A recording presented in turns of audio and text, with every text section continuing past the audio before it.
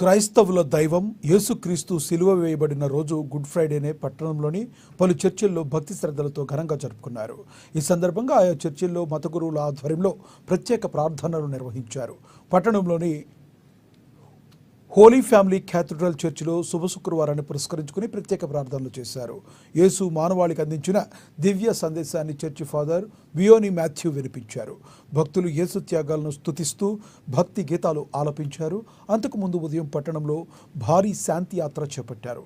క్రైస్తవులంతా సిలువను ఎత్తబట్టుకుని ప్రభువును స్తుతించి గీతాలు ఆలపిస్తూ ముందుకు సాగారు.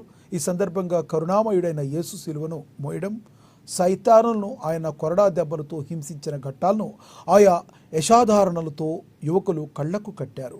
స్థానిక క్యాథడ్రల్ చర్చి వద్ద ప్రారంభమైన ఈ శోభాయాత్ర యేసు గీతాల నడుమ కొమరం భీం చౌక్ మీదుగా తిరిగి చర్చికు చేరుకుంది. పట్టణంతో పాటుగా వివిధ గ్రామాలు, ప్రాంతాల నుంచి పెద్ద సంఖ్యలో తరలివచ్చిన క్రైస్తవులతో చర్చి ప్రాంగణం కిక్కిరిసిపోయింది.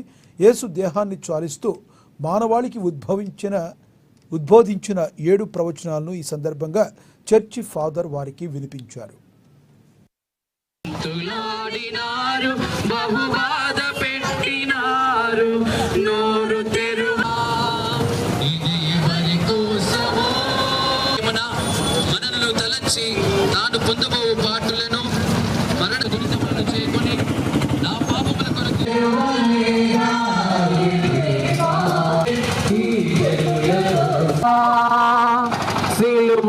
నామయుని దయగల పాకుడరాలు ఎన్నో పాలుకారు దేహంబు పైన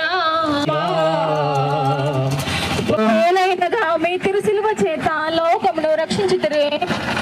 ఈ సమయమందు మీరు మీ శరీరం అంతటా పడిన బాధలు చూచి నేను నా శరీరం